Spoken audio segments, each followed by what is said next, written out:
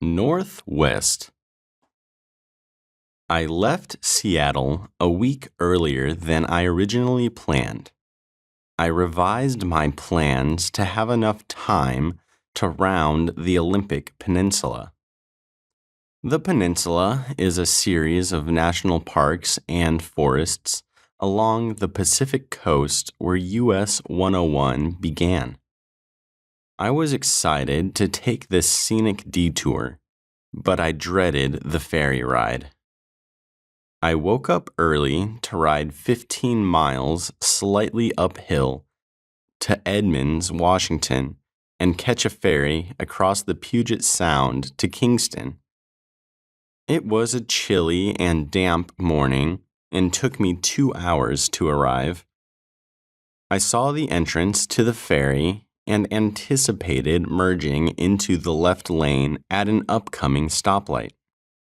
I started to merge with my hand signal out, and a car came up behind me, acting overly impatient.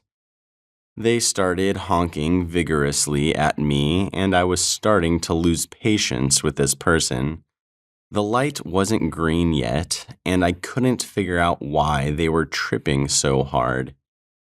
I flipped them off and kept in the left lane where I had my legal right to enter this station. I saw a guy jogging in the opposite direction who saw the whole thing go down, and he laughed out loud when he saw me fly the bird. I needed that encouragement. My experience with ferries so far had taught me that bikes are the first to board the boat. I still needed to buy a ticket and decided to drive through the car parking area to save some time. The lady in the entrance booth yelled, "What are you doing? What are you doing here? Bikes are supposed to go to the passenger area." I tried to explain to her that every ferry I've been to had bikes go through the same booth as cars. She didn't even attempt to listen to me. She was like, "Give me your money and I'll let you in." She handed me the ticket, but was freaking out and repeatedly told me to start moving. I didn't even have time to put the money back in my pocket. I was the last person loading onto the ferry and was hella put off by her stress level. The ferry ride only took 20 minutes before spitting me out in the town of Kingston. I caught the Washington 104 route and curved out of town. The scenery was incredible, tall, old trees and a soft mountainscape in the distance. The road intermittently changed between lengthy inclines and flat, beautiful curves. Climbing hills on a travel day felt effortless compared to commuting in downtown Seattle. I was trying to reorient back into a bike touring mindset and shed off my hardened urban expectations. I found a quaint beach town and was about to take a picture when I ran into another touring cyclist. I didn't get his name, but I talked to him for a good 15 minutes. He was from the UK and used to work for a company that timed bicycle races. He started riding in Fairbanks, Alaska, and was heading south to Mexico. He quit his job to do the trip and had no regrets. Such a fascinating person, and I congratulated him for making it this far. 3,000-something miles from Fairbanks to Washington is no small feat.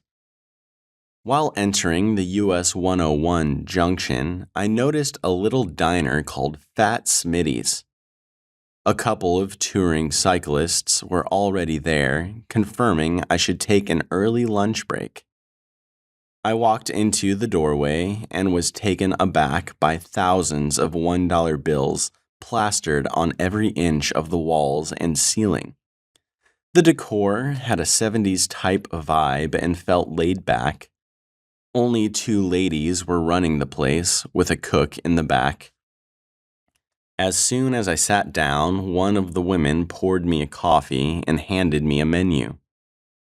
I got a chicken strip sandwich with chips and felt content. I asked if I could grab a bumper sticker, but they were out of stock. The waitress said, "It's the end of the season, buddy." No sticker for me.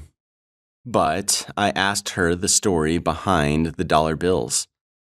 Back in the day, some guy wanted to tape his business card to the wall and left $1 as an advertising fee.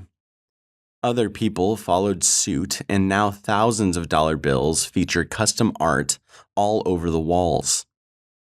Every couple of years, they take all the money down and donate it to charity.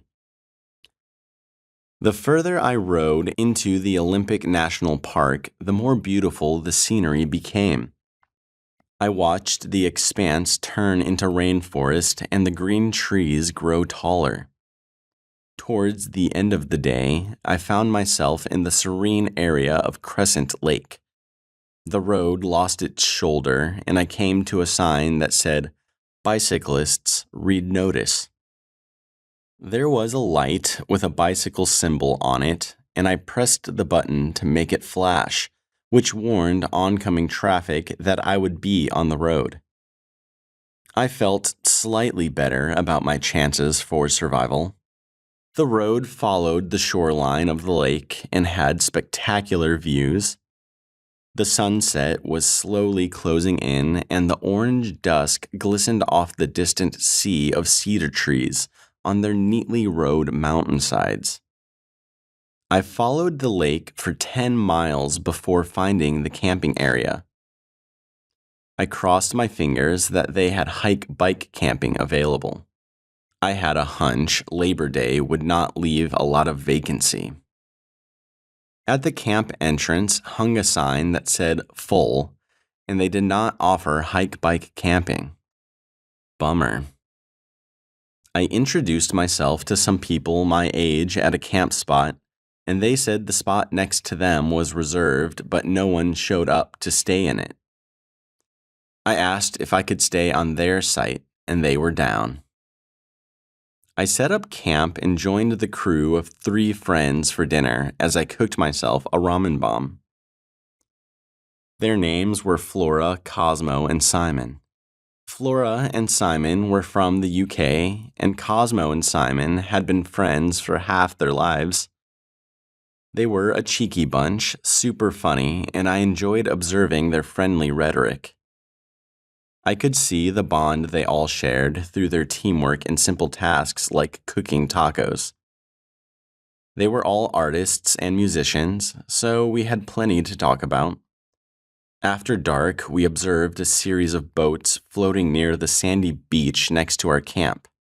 It was spooky and mysterious. I thanked my new friends for the place to sleep before landing in my tent for my first night on the peninsula. I slept through my alarm at 6:30 a.m., way earlier than I'd been waking up for the last 3 weeks. I needed to get in the swing of touring again. I had bought oatmeal this time around and figured it was time I tried something different for breakfast. I had avoided it previously because I hated cleaning messy dishes while camping. I boiled some water on the stove while I tore down my camp. I took a few minutes to sit in front of the lake with my breakfast. I wanted to bask in the morning glory of the sunrise. The fog lifted off the water and the sun's rays splintered through the forested backdrop. It was a pleasant respite before cranking some miles out. Sleeping next to the water meant I had to haul my bike up a steep hill back to the road. It was no easy task, especially since my front end was lighter than the back. My bike wanted to pop a wheelie anytime I was on an incline. It was 7:45 a.m. and all the families started to pop out of their tents and start the day. Here I was, manhandling this behemoth of a touring bike up the dirt mountain on the verge of cussing every time it tried to fall backwards. To my dismay, there was an immediate mountain climb on the highway. It wasn't obvious, but I trudged the menacing ghost grade for the first few miles. It was not the start I had hoped for, but I made it 25 miles through the ups and downs of the Hoh rainforest and found the town of Forks. I had lunch at a small diner and met a guy who was curious to what I was doing. He told me he had met a guy once who was walking across the country barefoot, but was tragically hit and killed by a car only 100 miles into the journey. It was a heartwarming story that made me feel really safe. As I rounded the western corner of the peninsula and started to head south, I finally found myself back on the coast. The wanderlust of cycling along the ocean crept into my heart like an electric shock. I'd been waiting the whole trip for this and found myself back where my dreams seemingly began in 2011 in Ventura, California. I wanted to see what the rest of our West Coast was all about and feel the energy that pioneers once felt about the power of the mountains and waters. Also, see the cliffsides that killed them.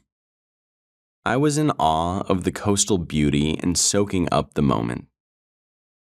The air was cool and fresh, and it felt like a spiritual experience with nature. I had the biggest smile on my face as I reached nirvana once again. I enjoyed 20 miles along the coast and expected to arrive at a state park for the night. I felt an unusual rubbing on my rear rim whenever I braked. I knew something was out of place. It worsened over the next 30 minutes until my rim completely locked up. I stopped to check the problem and everything looked fine upon inspection. I presumed my wheel went out of true or something. After staring at it for a few minutes, my eyes got wide and I noticed the rim's sidewall had popped out. My rim literally cracked in half. I was surprised it had taken this long for something so devastating to happen. The good news was I was only a couple of miles from the campground. I loosened my brake and tried to walk it as far as the bike would allow. With my bike weighing over 80 pounds, I counted my blessings. I got to the state park entrance, and at that very moment, the broken rim caught the inner tube and popped it flat. Perfect timing. The closest bike shop was in Aberdeen, Washington, 80 miles away, and I had missed the last bus to town for the night. The campground was full due to Labor Day weekend. I walked around for about an hour trying to find an empty spot, but they were all reserved. I tried haggling someone into letting me share a site, but everyone had multiple tents or a camper filling the space. I talked to the park ranger station and asked if there was hike-bike camping. She said not technically, but offered to let me use one of the admin hold sites they keep for emergency workers. The ranger was stoked to help me out. We both vented about how the state and national parks were way behind the times regarding hike-bike sites, especially when there are no showers. Why should we pay the premium prices for a patch of dirt and no amenities? I walked my sad bicycle to the northern edge of the campground and set up my tent. I was glad everything worked out amid such an unexpected incident. It was 5 p.m. and I was ready to grab something to eat. On my way to the general store, I saw another cyclist entering the camp. His name was Thomas and he was from France. I explained the situation with our campground and he was stoked to hear he also had a place to stay. They had a bar at the general store, so we grabbed some grub and talked for a while. He told me about his life in France and how this was his first time to the States. He flew into Vancouver and was biking down towards Portland. He had some cool gear on his bike, and we nerded out on each other's setups. We both enjoyed the sunset over the ocean as we settled in for the night and felt a deep camaraderie from our cycling experience. Having an early end to the day wasn't all that bad. The days have become shorter, and I'm not given the luxury of 6 a.m. sunlight. I was packed out of my sight around 7 a.m. to have enough time to walk to the bus stop and grab a coffee before my 8:16 bus to Aberdeen. I sat my bike down at the bench off the road and was about to walk into the store when a young man named Matt stopped me. He said he worked for the campground seasonally and heard about my situation through the other employees. He and his wife planned to drive south towards Aberdeen for the day, and he offered to give me a ride down there. I humbly accepted the generous offer. We threw my poor bicycle on his Yukon's rear bike rack and hit the road. He had just finished his master's in computer science and his wife was pregnant. They decided to work at the national park for a season before they had their baby at the end of the year. It was a really admirable plan of action in my eyes. We had an hour-long drive and discovered we were both from the Midwest. We reminisced about our travels and compared what we enjoyed about the Northwest. Once we got to town, I thanked them for the ride and got dropped off at the bike shop. The shop stood 2 stories tall and had as many bikes being repaired as they were being sold new. There had to have been 200 bikes in this place. I waited my turn, and the owner came to check out my wheel specs. He went back to look for a rim that would work, and it took him about 15 minutes to search through the mountain of supplies. The owner was a kind, eccentric fellow. He is the type of guy who knows a lot about his craft but is socially awkward. I could tell he was overwhelmed by the amount of work to be done for the day, and I appreciated that he gave me the light of day. He explained that his employees were out of town and that they didn't anticipate so much business. He was able to conjure up a couple of different options, and I chose the one that was closest to my current rim style. He told me he would try to get it done by the close of the shop and apologized that things were so crazy. I left my bike and headed to the coffee shop next door. As I walked out, a guy in a sports car asked me, "Hey, you got any cash?" I thought it strange for a random guy in a BMW to just holler that. Turns out he heard from someone else that I was the guy riding cross country. He needed change so he could give me a few bucks. The good homie. I sat in this coffee shop called the Jitterbug and got some jitters from the caffeine fix. I wanted to kill as much time as possible, so I wasn't tempted to keep checking on my bike. I ate enchiladas for a late lunch down the street and ultimately sat on a bench at the bus depot by 3 p.m. Out of boredom, I returned to the shop to check the status. It was just as busy as it had been earlier, and I knew at this point there was no way I would get any riding in for the day. I browsed the store some more, and the owner was cool with me hanging out for a while before he closed shop. After locking the front door at 5 p.m., he went to switch my rim out. I understood how difficult it is to run a small business and to be the only employee on a busy day.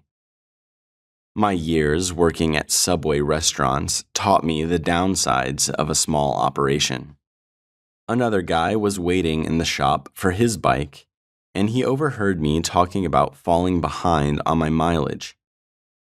He mentioned he had a farm 30 miles down the coast and he could give me a ride in his truck to camp on his property.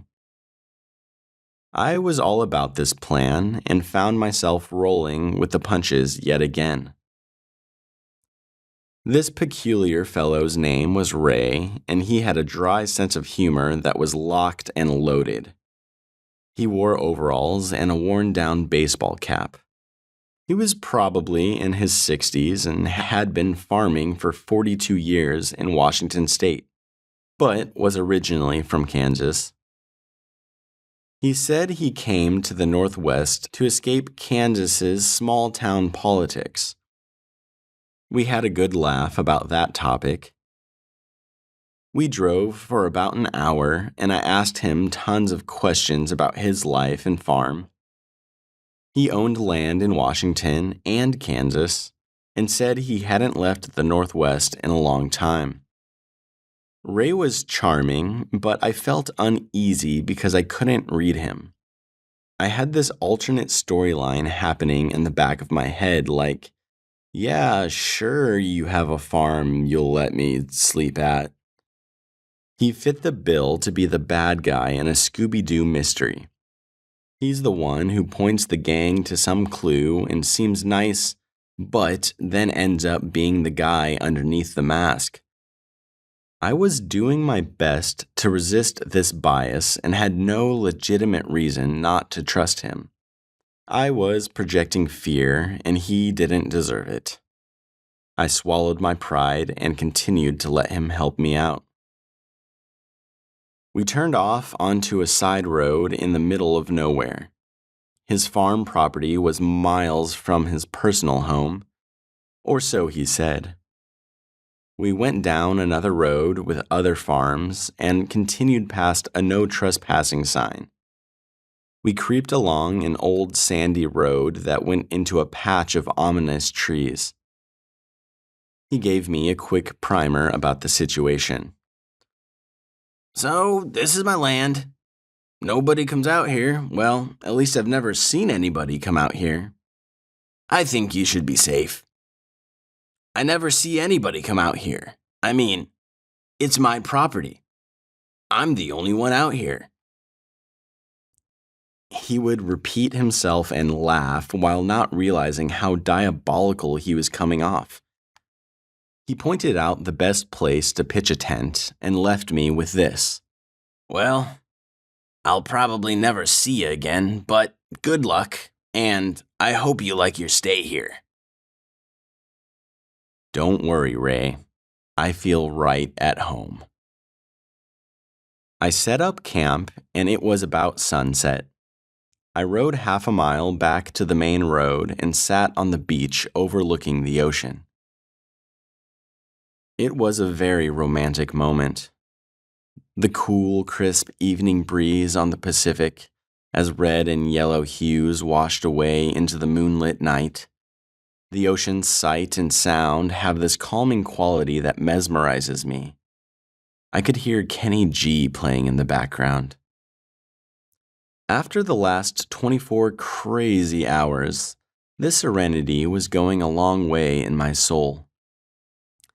I wished I could have slept under the stars on the rocks next to the water, but I didn't want to get arrested or tear down my tent that was already pitched.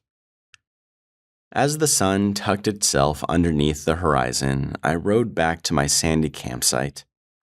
My sleeping pill was setting in. I zoned out with my earplugs filtering the unknown noises surrounding me. Good night. I woke up well before the sun and was ready to get a move on. Southbound to Oregon today.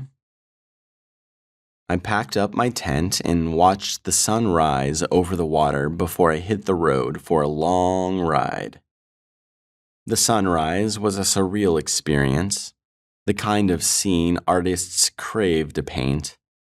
The colors were soft and rich, and the ocean's haze created this swirl of abstract expression that dreams are made of. I spent most of the morning riding back inland and found the terrain exceptionally hilly. It was finally Labor Day, and I enjoyed scenes of people riding their boats and enjoying quality time away from work. Life is my labor. By midday, I was only 7 miles from the Oregon border and felt giddy. I saw the Columbia River Bridge in the distance and felt like I had arrived in Mecca. This bridge crosses from Washington State to Astoria, Oregon, and is a hub for many cyclists starting their trek cross-country. I happily added my name to the list of Astoria alum. I rode along the river on a winding 2-lane road and stopped at a tunnel about a quarter-mile long. It had a flashing light to warn cars of cyclists going through, but I never felt comfortable trusting those things. There was a sidewalk barely wide enough for a bike, and I decided I'd take that to feel safer. I rode up the 2-foot asphalt ramp onto the sidewalk, which sat above the road. I pedaled slowly through the tunnel with no worries, but as I approached the end, I spotted a 10-inch moat blocking the exit ramp's end. It was too wide to ride over and would surely damage my wheel. I had split seconds to figure out how to deal with the situation because this was all coming to light in my peripheral vision. Before I could react, the sidewalk tapered off to the left, forcing my front wheel sideways into the moat.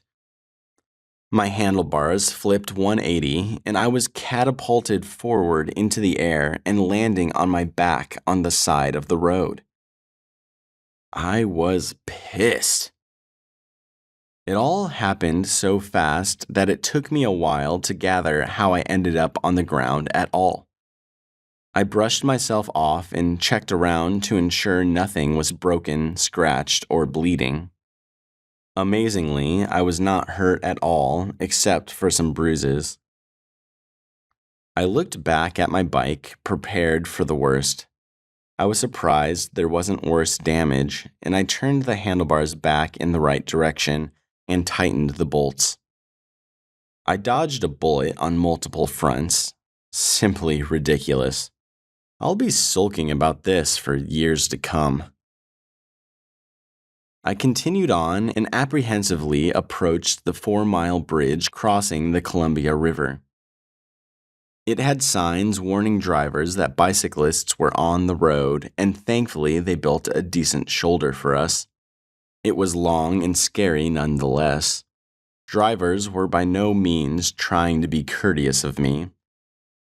They all went the speed limit or higher and seldom moved over to give me additional breathing room.